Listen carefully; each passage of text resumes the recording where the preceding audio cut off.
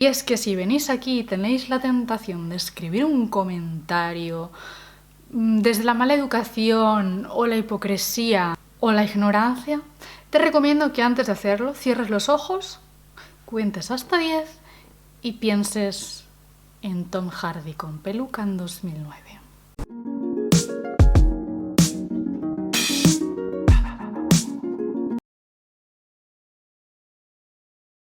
Soy Koba, aquí hablamos de libros, normalmente de fantasía.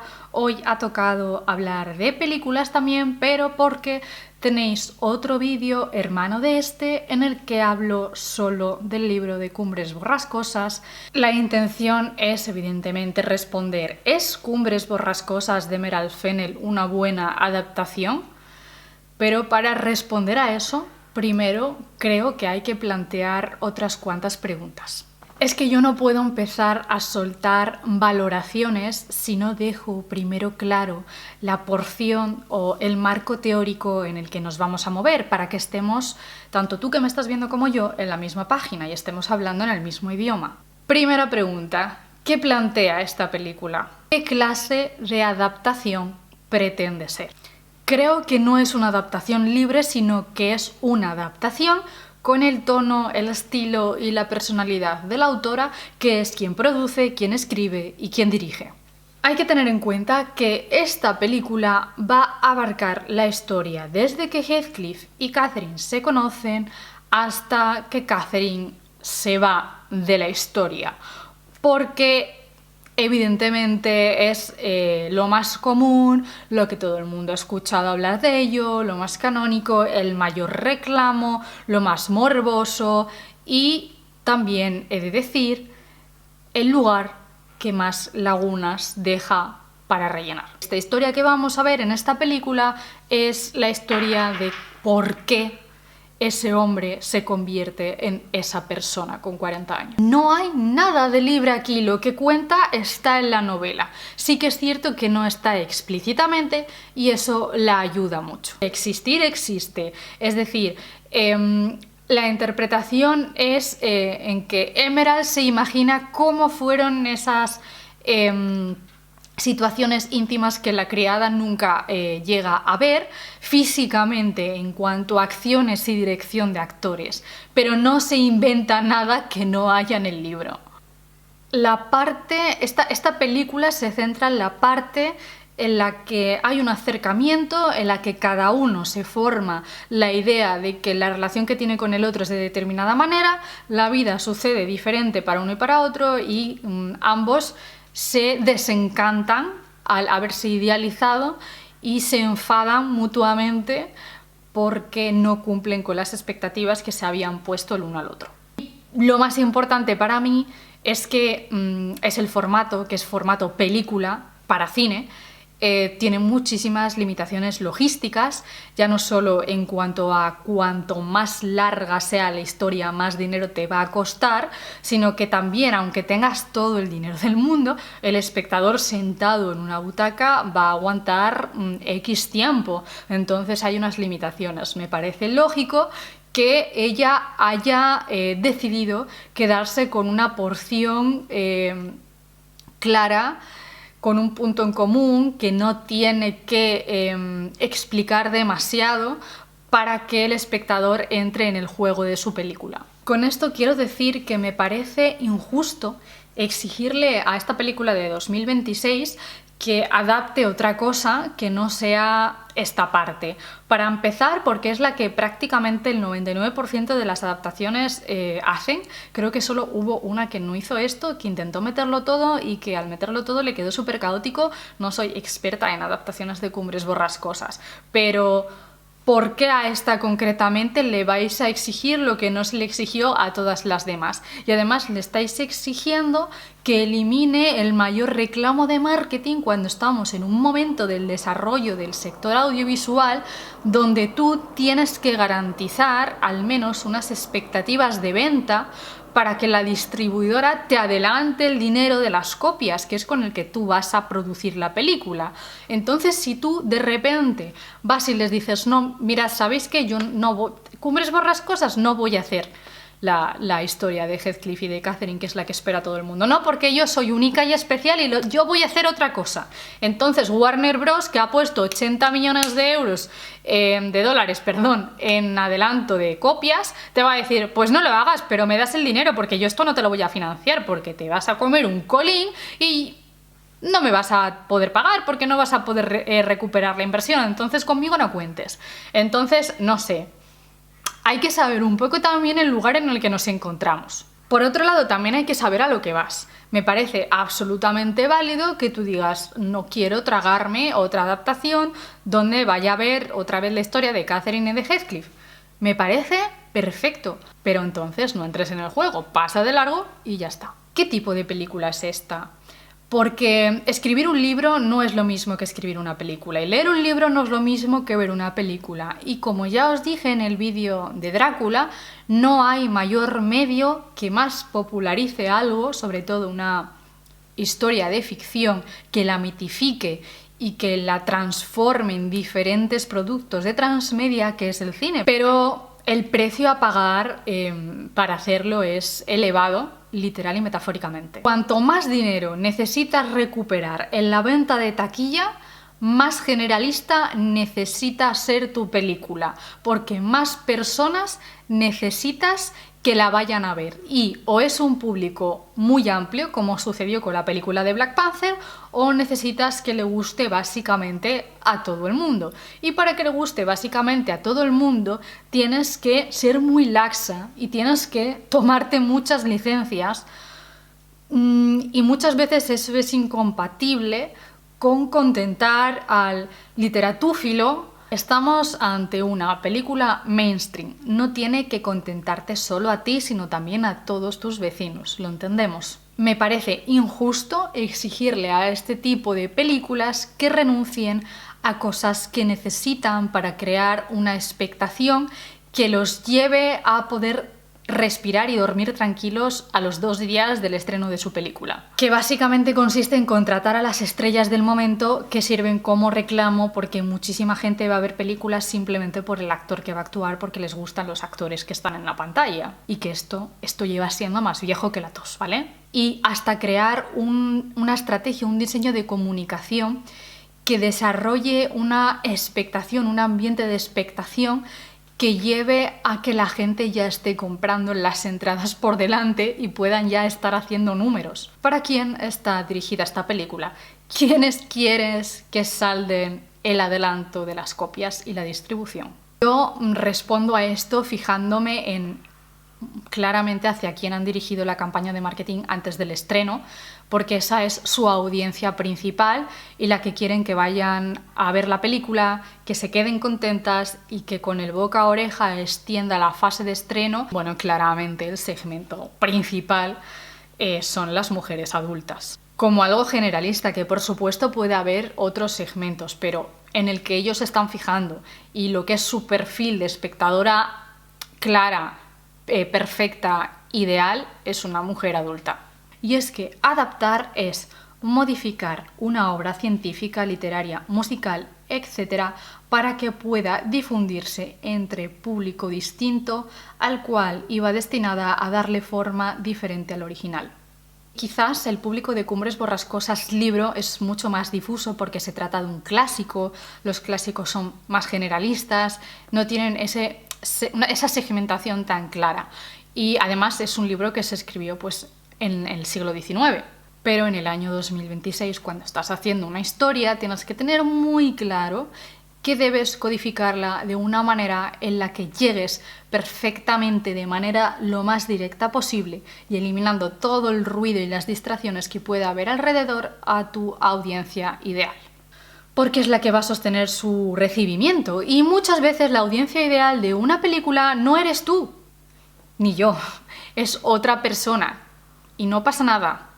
Y eso de ninguna manera significa que yo tenga que exigirle a la película o al libro que sea, o al videojuego que sea, o a la serie que sea, que se escriba, que se produzca, que se ruede, que se edite, que se grabe para mí. No puedo pedir a los creadores de ahí fuera que hagan cosas a la carta para mí, sino que yo busco las cosas que son compatibles conmigo. Yo sé que la serie de Arcane se ha escrito para mí, pero sé que Cumbres Borrascosas 2026 no se ha escrito para mí y no me enfado. Por eso os aconsejo, antes de juzgar la película, que contempléis la posibilidad de que esta película no está hecha para contentaros a vosotros. Porque una película puede ser buena o mala independientemente de si a ti te gusta o no te gusta, porque está hecha para ti, tus gustos o no.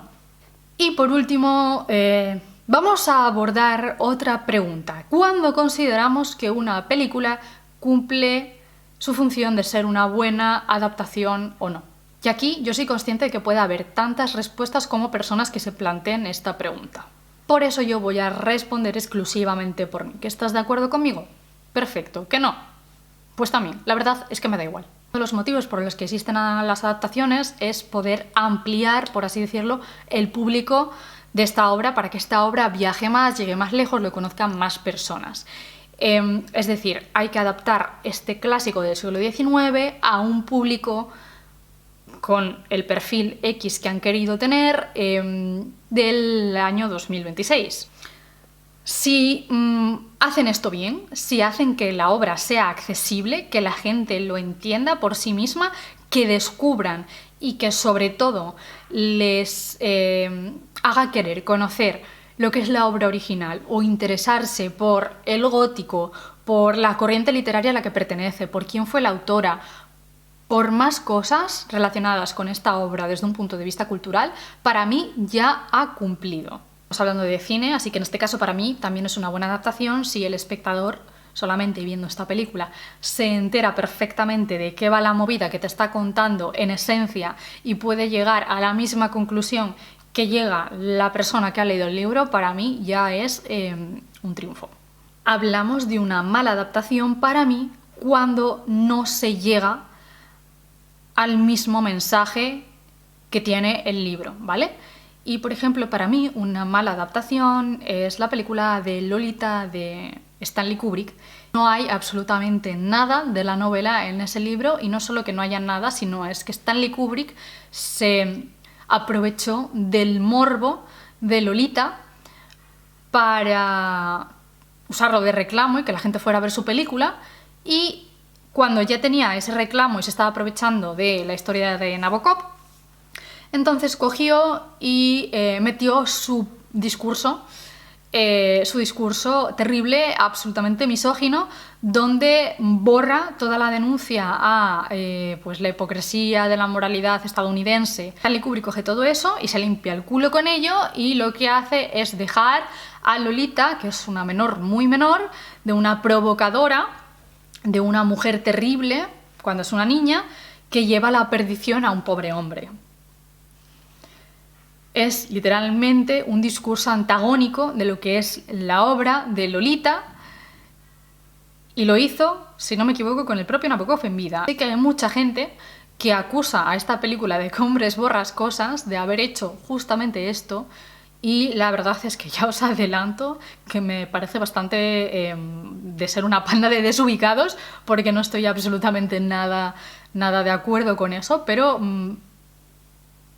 yo quiero primero hablaros de lo que es la película en sí misma, de qué es la película de Cumbres Borrascosas 2026. Y primero quiero remitiros al vídeo que ha hecho Marina Velvet, que aparecerá en tarjetas y en la cajita de descripción, porque estoy absolutamente de acuerdo en todo el análisis fílmico que ella le ha hecho a esta película. En vez de compararlo con el libro, habla sobre la película como una película más de Emerald Fennell, porque además ella es una persona que se ha visto toda la filmografía de esta directora, entonces sabe de sobra cuáles son sus códigos, cuáles son sus temas, cuál es su estilo. Puede aportar un montón de cosas, y es que no he visto en este vídeo de Marina nada en lo que yo no esté de acuerdo. Es que es una película desde el punto de vista de la dirección de actores, de la fotografía, de la banda sonora, del sonido, de todo. Es una película técnicamente buena.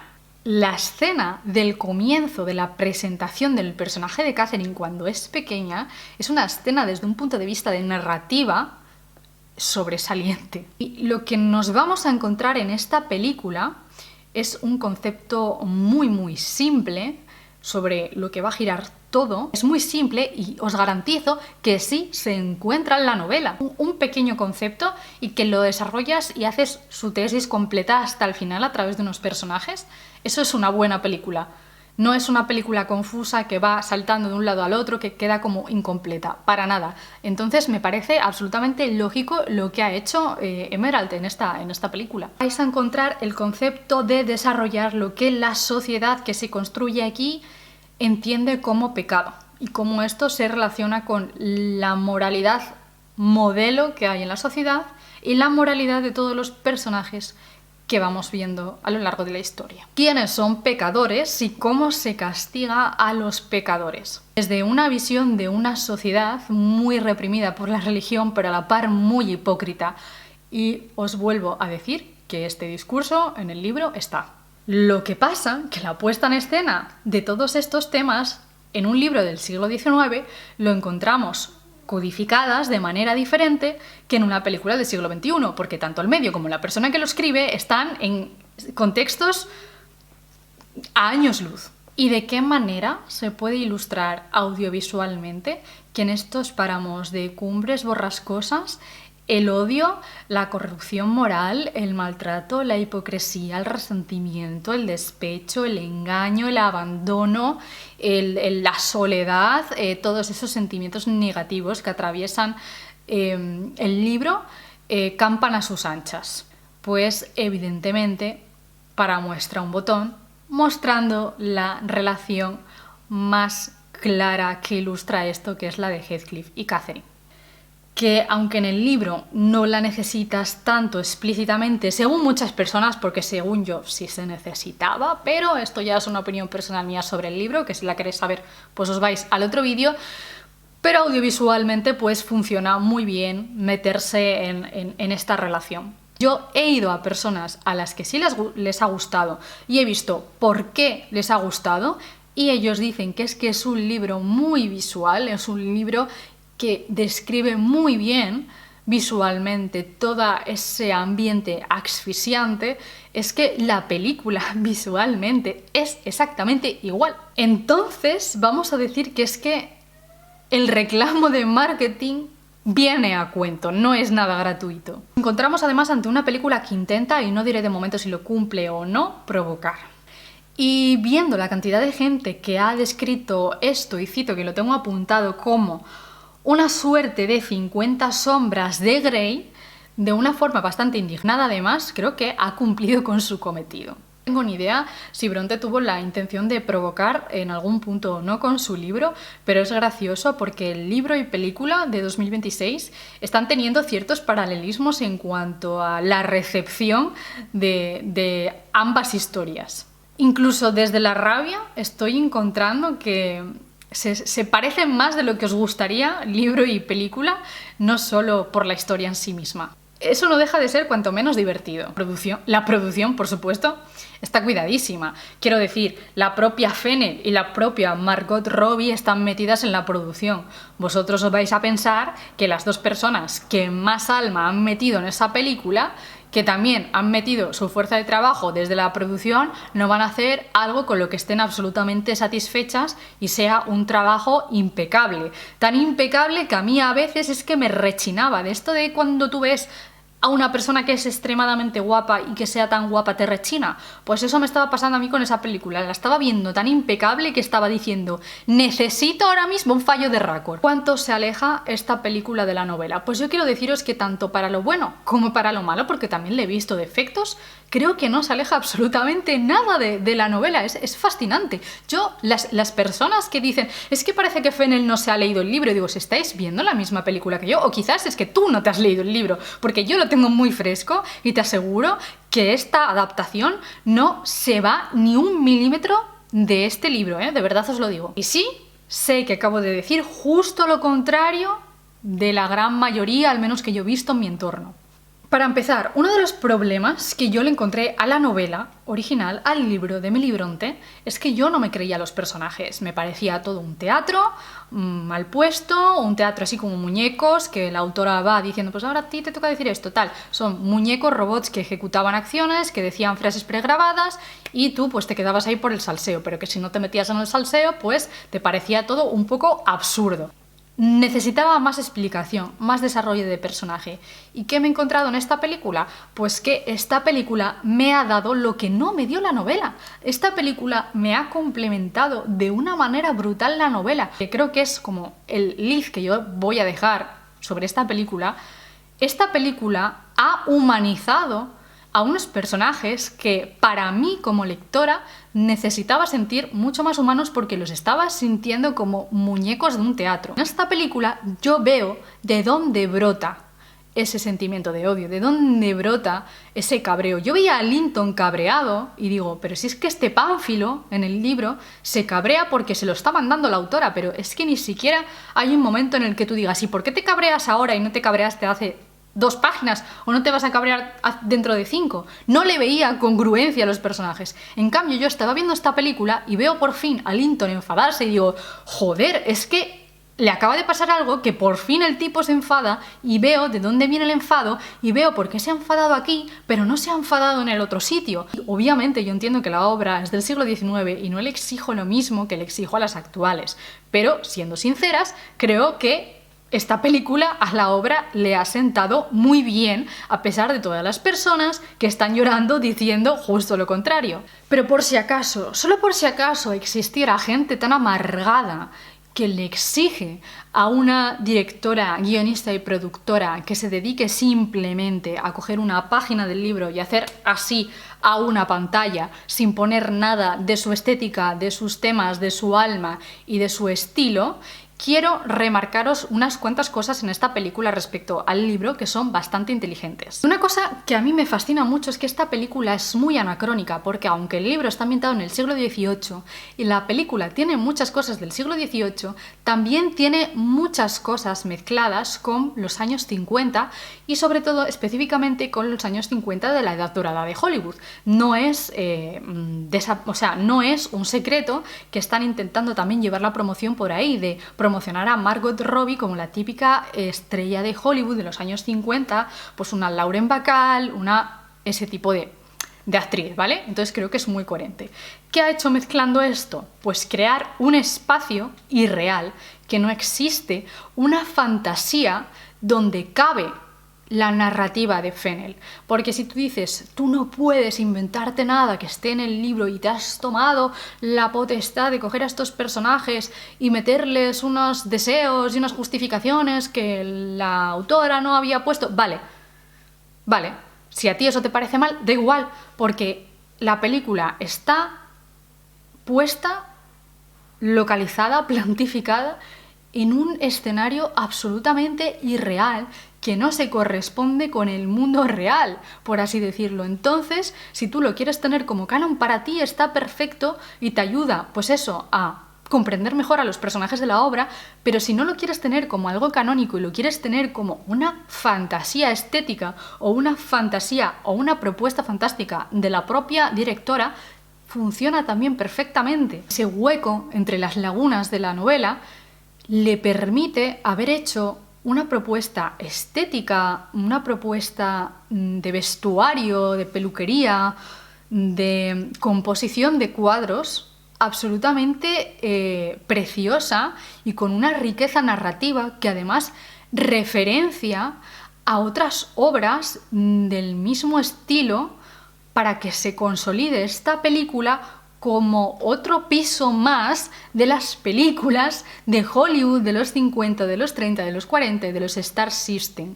La primera adaptación de Cumbres Borrascosas que se hizo, que fue en el 39, fue exactamente lo mismo que esta, que fue una adaptación de una obra para acercarla al público generalista, para crear un fenómeno con 2 actores en ese Star System y que le metían vestuario, le metían una dirección de foto para que se luciera que sí la peluquería, que sí crear a una It Girl, por así decirlo. Se cierra el círculo con esta película, pero de una manera mucho más sofisticada y mucho más actualizada. Respecto a lo de simplificar la trama, lo que ha hecho ha sido, pues por ejemplo, fusionar personajes, ha fusionado a Linton con Lockwood, ha fusionado al padre de Catherine con el hermano de Catherine, ha ido cogiendo de aquí y de allá y lo que ha hecho ha sido compactar la obra. Todas las licencias que se ha tomado están dentro del propio libro. A mí esas cosas no me molestan porque literalmente es lo que hay que hacer para poder crear un nuevo producto en otro medio. Siento mucho lo que voy a decir, pero es que realmente lo creo así. Y es que Cumbres Borrascosas es un libro farragoso en cuanto a que es un libro gótico, que tiene pues, las peculiaridades de un libro romántico del siglo XIX, con narraciones fragmentadas, ¿vale? Sí que es farragoso, pero no es una novela compleja. Quiero decir, para el año en el que se escribió y el año en el que se publicó, posiblemente sí tuviera sus complejidades y posiblemente, pues sí, es rompedora y revolucionó ciertas cosas. Pero ahora, en 2026... tú, con los conocimientos que tienes, lees esta obra y de nuevo te resulta farragosa de leer pero no de entender. Que de una manera mucho más directa y breve, todo eso que tiene la obra más desarrollada, la película también lo tiene. Lo que pasa es que parece que Netflix va a tener razón en eso de que se necesita que todos los conceptos y las temáticas de tu obra se tengan que explicar en voz alta, mirando a cámara. Y a ver, yo quiero que os quede muy claro que cada minuto de metraje que veis en una pantalla cuesta un dineral. Es tener a personas iluminando, a personas supervisando, dirigiendo, organizando, actuando, personas sujetando abrigos. A esas personas hay que pagarlas, hay que pagar el alquiler de los camiones de transporte, hay que pagar la comida, hay que pagar a los cuidadores de los caballos, hay que pagar un montón de cosas. Así que nada de lo que veis en pantalla está ahí porque sobre. Si está es porque era absolutamente necesario. Cada secuencia en este nivel de producción tiene razón de ser. Hay una escena en la película en la que Catherine está en la sala principal de la casa muriéndose de frío, temblando aterida, con una manta, y Heathcliff le dice: ¿por qué no enciendes la chimenea, el fuego de la chimenea? Y Catherine le dice: porque el fuego de la chimenea no se enciende a menos que mi padre decida que se hace así porque él sí tiene frío, porque no nos deja gastar leña porque estamos en bancarrota. Y en ese momento Heathcliff, sin decir nada, ni una palabra, porque su personaje en la película es muy de no decir nada, se levanta de la silla donde está y de una forma muy violenta rompe la silla y la tira a la chimenea como si fuera leña y prende fuego a la silla. Prácticamente diálogo y sin decir las cosas directamente está introduciendo un tema que es pilar en la obra original, en el libro, y que por supuesto caracteriza a Heathcliff como personaje tanto en la obra original como en la película. Y ahí te está diciendo que Heathcliff, al contrario que el resto de personas de la sociedad que lo rodea, no es materialista. Y esto es muy importante porque en la obra original Heathcliff se venga de las familias utilizando el dinero como arma, no porque a él le interese el dinero, sino porque sabe que el dinero es lo que le va a igualar y lo que le va a permitir poder joder al resto. Y todo eso que en el libro se desarrolla con varias escenas, con diálogos, con distintas palabras, en la película se despacha en 2 minutos. Esto es utilizar los recursos que te permite el medio audiovisual. Si no es que no esté desarrollado, esté demasiado simplificado, es que con esas imágenes tú ya tienes toda la información necesaria y no necesitas ser reiterativo y explayarte media hora más cuando tienes un tiempo de pantalla limitado para contar muchas otras cosas. Decía que Meral Fennell en esta película tira mucho de usar referencias anteriores y sobre todo a Hollywood por todo ese tema. Bueno, pues hay una escena que sale incluso en el propio tráiler donde Heathcliff está huyendo de Cumbres Borrascosas, que es el momento en el que hay un lapsus de tiempo donde él desaparece durante 3 años para volver siendo rico. Pues en ese momento donde vemos el cielo naranja y una puesta de sol, un crepúsculo muy cinematográfico, donde él sale a caballo, caminando en silencio, recortado por la luz, la contraluz del crepúsculo. Ahí los ignorantes y misóginos estaban diciendo que es que eso era muy de Pasión de Gavilanes. Lo que les pasa a esos ignorantes es que no tienen ni un mínimo de cultura audiovisual, porque ahí está haciendo referencia obvia y clara a la película de Lo que el viento se llevó, que es una macroproducción de Hollywood, de las primeras, que fue un ejemplo de cómo se empezaron a crear lenguaje y narrativa audiovisual mucho más, no deciros opulenta, pero más elaborada. Fueron los primeros planos en grúa, fueron las primeras escenas donde hubo tantos figurantes, que era una macroproducción que cuando la gente estaba viendo esto en la película se quedaba sobrecogida. Está presentando ese punto de inflexión en Lo que el viento se llevó, donde Scarlett O'Hara levanta el puño al aire y dice: adiós, pongo por testigo que nunca más volveré a pasar hambre, bla bla bla bla bla bla, y se hace una promesa a sí misma. Scarlett O'Hara, que también es uno de los personajes más tóxicos e insoportables niñatos, al igual que Catherine del cine. Pues tú ya sabes, apelando ella a tu cultura audiovisual, que Heathcliff está haciéndose una promesa de una manera muy tóxica, como lo hacía Scarlett O'Hara, donde está poniendo a Dios por testigo que él nunca más va a volver a pasar por todas las humillaciones a las que le han sometido los Earnshaw y los Linton, y que no va a perdonarle a Catherine que le haya vendido por un nuevo rico.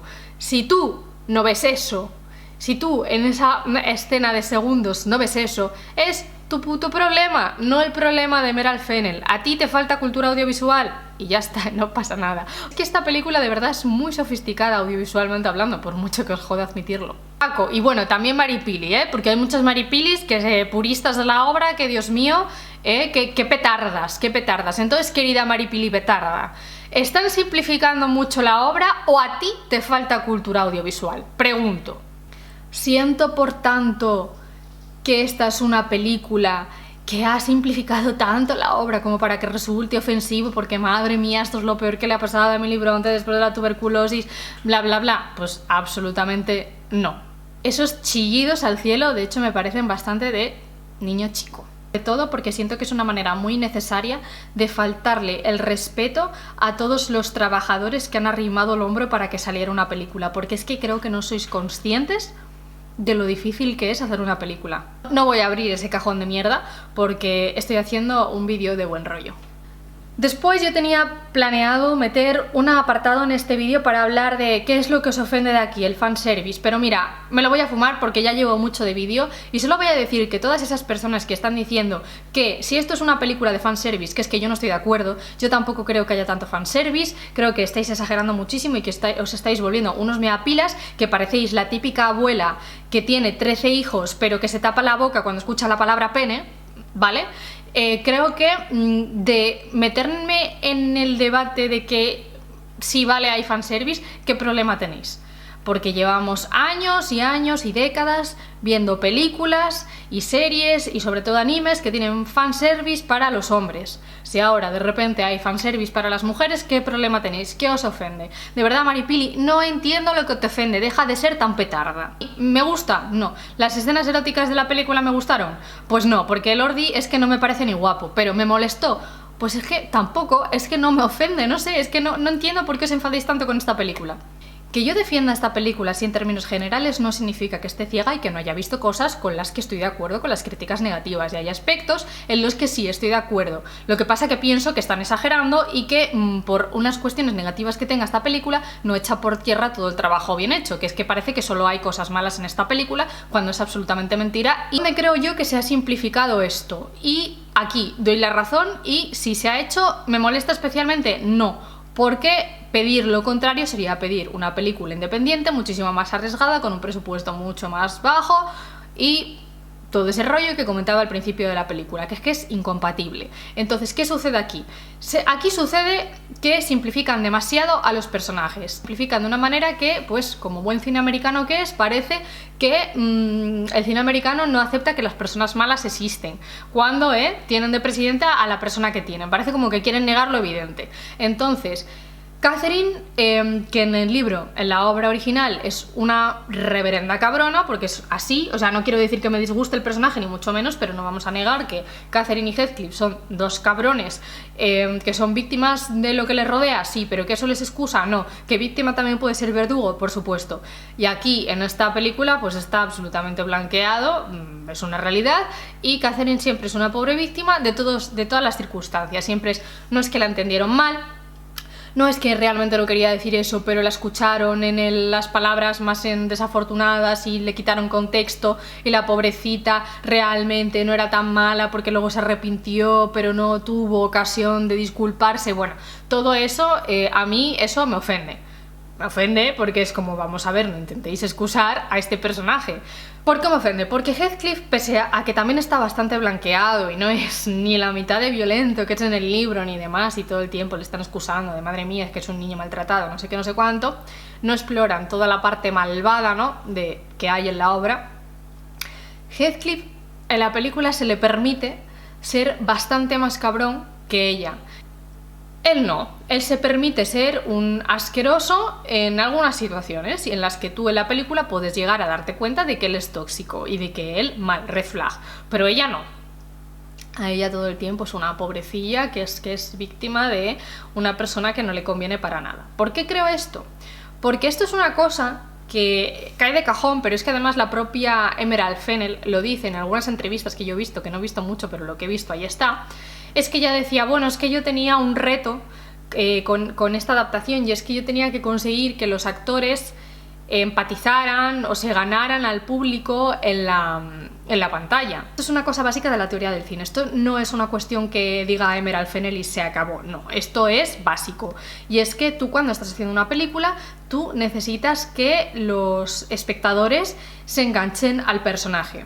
Cuando el personaje es odioso y no es un villano, tienes un problema. Pues es que los protagonistas de su película iban a ser Catherine y Heathcliff, y los dos son dos personas que tú los odias. Es la particularidad de esta historia, que los personajes son absolutamente odiosos. ¿Qué sucede? Que esto en un libro pues es diferente, pero en el cine necesitas presentar de alguna manera conexión. En los cánones en los que nos movemos, que explicamos al principio del vídeo, esto de ninguna manera puede suceder. ¿Qué pasa? Que los hombres tienen más manga ancha. Esto es una crítica a la sociedad, no a la película, y es que cuando un hombre hace cosas malas pero se le presenta de manera canallita, nos parece atractivo. Entonces Heathcliff tenía muchísimo más margen para ser más fiel a la novela, para ser más odioso, y aún así le han puesto bastante tope.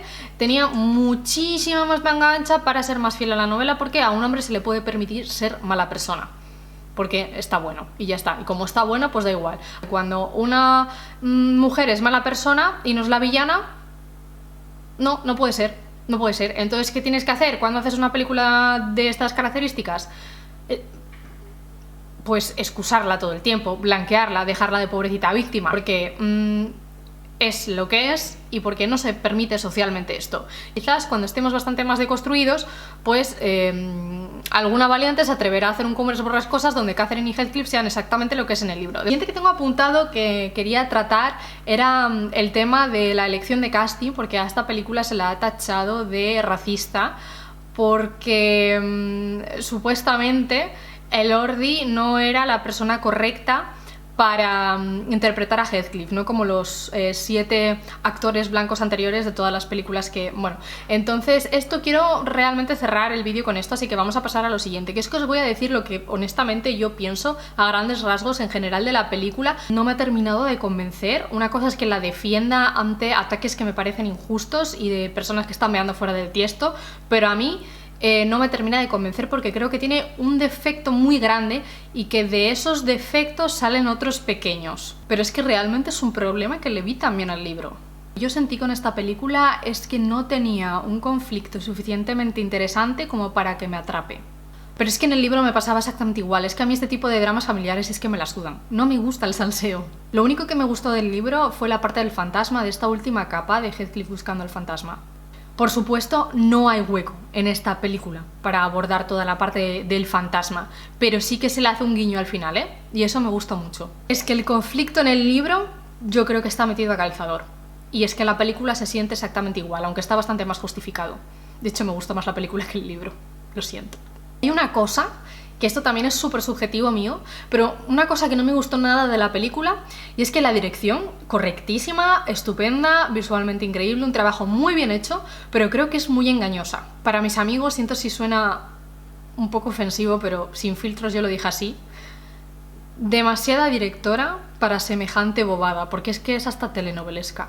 Creo que he dejado bastante claro que me parece perfecto que este tipo de películas existan para quien las disfrute. Pero es que creo que no, es que creo que esta historia, Cumbres Borrascosas, creo que no puede hacerse película. Creo que tiene que ser una serie, es que es así. Y mira que yo soy antiseries, yo soy una persona que odia las series. Creo que la mitad de las series que se hacen podrían ser una película y que hay una... no sé, burbuja de series que en algún momento tiene que explotar, pero justamente Cumbres Borrascosas creo que para hacer un buen trabajo debería ser serie, porque es que además la película, mirad que se centra en una cosa súper simple, que no va a abarcar más de lo que puede apretar, que es un solo concepto, todo lo que os he dicho, y aún así se me hizo súper larga. Estaba mirando el reloj cada poco y diciendo, ¿cuándo acaba ya esto? Me estoy aburriendo que flipas, porque es que se hace muy cuesta arriba. Yo fui a la película con el libro leído y yo ya sabía que en la historia original hay fantasmas y que en la historia de la película no había hueco para meter fantasmas, que solo iba a haber amoríos, pero que la dirección estaba todo el tiempo jugando con el guiño de la dirección hollywoodiense, de meter esas fantasmagorías, esos sobreencuadres casi místicos, esa estética de película del Hollywood fantasioso, y me estaba poniendo la miel en los labios y sabía que no iba a pasar de eso, de una propuesta estética. Y a mí eso me jodió muchísimo. La sentí un poco en tierra de nadie y a la vez demasiado superficial. Obviamente he hablado durante un montón de minutos de todas las cosas buenas que tiene, pero sí, para mí pues las cosas malas están ahí. Y otra cosa que me sucede a mí es que a mí Jacob Elordi me tira de los cojones. Entonces, como a mí ese señor me tira de los cojones, pues me aburría muchísimo porque estaba todo decir, ¡oh, madre mía, Jacob Elordi sin camiseta! Y yo, pues, no os dais cuenta de que no es guapo, que solo salto. Hay una cosa, eso sí, que me gustó muchísimo y puedo decir que, como ya os dije, que mi lead para esta película es que me encantó el tema de que humanizara a los personajes, que humanizara este tipo de obras. Una cosa que me encantó muchísimo y creo que es lo que más destaco en esta película y que, si no me equivoco, creo que es una marca Emerald Fennell, es que el humor de esta película es estupendo. Es difícil hacerme reír, pero había un cinismo, una acidez que además estaba como súper fuera de lugar en una historia como esta, que me hizo muchísima gracia. Tiene cosas que sí que son más obvias, que son más de comedia fácil, que a mí no me gustan, sobre todo en el personaje de Isabel, que a mí me parece un personaje ridículo. Lo defiendo el personaje, no me parece que es para poner el grito en el cielo como muchas maripilis petardas ofensivas están diciendo, pero el humor del personaje Isabel a mí me pareció ridículo, pero hay otras cosas más puntuales que hacen que el humor sea estupendo en esta película. Yo, en definitiva, sí siento que es una propuesta muy cercana, muy actualizada y muy en contexto. Siento que humaniza mucho y nos acerca mucho a personajes que yo en el libro los sentí muy, muy lejos. En esta película no los sentí lejos y a mí me gusta mucho que me acerquen así a los personajes, porque es que estos personajes son humanos. Y estos personajes tienen sus momentos, estos personajes cagan. Y estos personajes pues tienen sus momentos de cama también, y existen. Y me parece perfecto que nos lo haya acercado de esta manera, es que es una manera de desmitificar una obra que está muy mitificada. No me parece ni la mejor película del mundo, ni la mejor adaptación del mundo, obviamente, porque a mí me ha pesado muchísimo lo desaprovechado que ha estado, pero entiendo que es que yo soy una persona que no le gustan las películas de Hollywood y esto es una película de Hollywood. Y por supuesto no ofende el trabajo previo de nadie. En resumen, no seáis clasistas y let people enjoy things. Pero antes de terminar vamos a abarcar el temazo. Voy a intentar ser lo más breve posible. Ahora vamos a hacer la Hyde Quest de este vídeo, que es para quien le interesa el tema de la polémica sobre la etnia y las elecciones de casting que hubo en esta película y demás. Esto lo toco sobre todo porque como persona que se ha visto la película y que se ha leído el libro, pues puedo aportar, porque estoy viendo que están dándole 1000 remaripostes a personas que están sentando cátedra y criticando cosas sin haberse leído el libro ni haberse visto la película, lo cual me parece de traca. Entonces, aquí ha habido una polémica en general, que a la gente que está en sus sofás en su casa no le ha gustado la elección de la creadora de la historia para el casting, porque ellos van a elegir a los personajes que va a crear otra persona. Bueno, en general no les ha gustado. Y dentro de que no les ha gustado particularmente Jacob Elordi como Heathcliff. Están acusando la película de racista, porque supuestamente ellos creen que Heathcliff debería ser una persona racializada. No seré yo la que esté en desacuerdo de que haya que incluir toda la representación que se pueda. Obviamente, estoy absolutamente a favor de la igualdad. Obviamente. Creo que a estas alturas de la película no tengo que explicar esto, ¿no? Pero están asegurando que Heathcliff es gitano, y eso es mentira. Para más información, pues os vais al otro vídeo que ha hablado sobre esto. Y es que no tenemos forma de averiguar qué color de piel tenía Heathcliff. Eso es lo primero. Y lo segundo, no es relevante en la trama. Igual que yo digo que estoy absolutamente a favor de que la fucking sirenita sea negra, porque me da igual, porque es una sirenita, porque no existe, porque es un pez, es una señora con cola de pez, me da igual que sea negra, que blanca, que verde, que azul, también me da exactamente igual, siempre y cuando se hable de lo importante del personaje de Heathcliff, el color de su piel. Me da exactamente igual. Lo que se sabe de Heathcliff es que su piel es más oscura que la del resto de personajes. Lo cumple. De verdad que lo cumple. Lo importante es que es exótico a ojos de los personajes ingleses blancos. Su color de piel no es relevante. Lo que importa y el mensaje primordial que hay en esta obra, original novela, es la aporafobia. Porque la muerte y el dinero pone a todo el mundo en el mismo lugar. ¿Y qué pasa? Que Emerald Fennell este mensaje te lo deja claro, ¿no? Cristalino, cogido, y que Edgar Linton, que en el libro es la antítesis de Heathcliff, un hombre andrógino, blanco nuclear, rubio y demás, en esta película es de ascendencia pakistaní.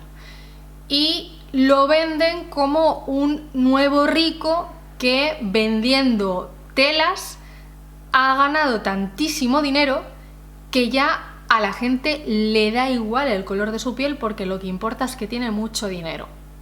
Tanto como para que el padre de Catherine diga, está muy bien que te cases con él, aunque no tenga un apellido que lleve siglos en estas tierras como el nuestro. Ahí tenéis el mensaje del libro, pero actualizado en la película. ¿Para qué?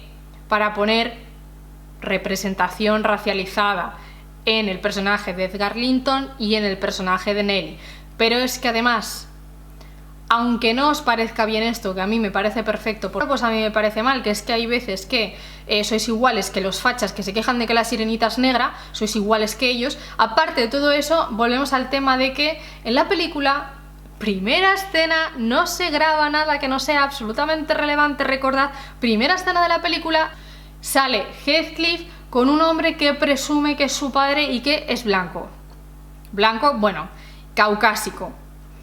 Ya te está metiendo un origen diferente para espaciarse y crear esa irrealidad y ser Emerald Fennell diciendo, esta es mi propuesta. No digo que lo mío tenga que ser canon, sino que esto es lo que a mí me sale de mis cojonísimos que no tengo a hacer, porque para eso estoy produciendo, pagando, dirigiendo, trabajando yo, y si no te gusta, pues te montas una productora como he hecho yo y te haces tú la película y ya está, perfectamente. Incluso así, que su propuesta a mí me parece bien, pero es que, aunque me pareciera mal, es su canon. No entiendo por qué va a haber tanto drama. Otra cosa que decir ya así para terminar con esto, es que también es importante, ¿por qué se ha elegido a Elordi y no? Es que hay una cosa, es que creo que el 90% de las personas que opinan no tienen absolutamente ni idea de cuál es el trabajo de un director, cuál es el trabajo de la puesta en escena, cuál es el trabajo de la dirección de actores, del primero de rodaje, del ayudante de dirección, del auxiliar. No tienen ni idea de cómo funciona la jerarquía en un rodaje, entonces opinan un poco sin saber. Hay veces que hay que saber elegir a la persona con la que tú sabes que vas a trabajar y que va a remar y que va a llegar a buen puerto y que va a ser un actor que no solo vaya a tener química con sus compañeros de escena, sino también con la propia directora. y con el resto del equipo, y que es un actor que no está de lulu perdido y no le va a mandar cerdos desvividos o ratas en cajas a tus compañeros de escena, y no va a obligar a todo el equipo que está pensando en irse a su casa a dormir llamarle señor J para que se pueda meter en el papel. Entonces igual el Ordi no es un capullo presuntuoso y es una persona con la que se puede trabajar y te da la seguridad de que va a llegar a buen puerto el proyecto sin que el actor produzca 5 ataques de ansiedad a 7 personas diferentes en el equipo en una sola jornada. Entonces eso hay que tenerlo en cuenta, que hay cosas que pesan más que a ver si las personas que no tienen idea de cómo se roda una película les va a parecer mal el pantone del actor con el que yo sé que voy a trabajar bien y con el que sé que es una persona que es trabajadora y que funciona. Si no digo esto, reviento. Ya hemos acabado con Cumbres Borrascosas para lo que queda de existencia y vida, pero en los comentarios estaré disponible, por supuesto, y que de verdad ved la película, aunque sea cuando salga en plataformas o de la manera que queráis. Vedla si os apetece, no os sintáis condicionados por todos los cinetúfilos que no tienen en realidad idea de cómo se ruedan y de todas las cosas que hay que tener en cuenta en una producción de semejante calibre, que no os hago en la fiesta. Y espero que hayáis disfrutado de toda esta jornada de reflexión. Nada más, nos vemos en los próximos vídeos, que retomaremos la programación habitual.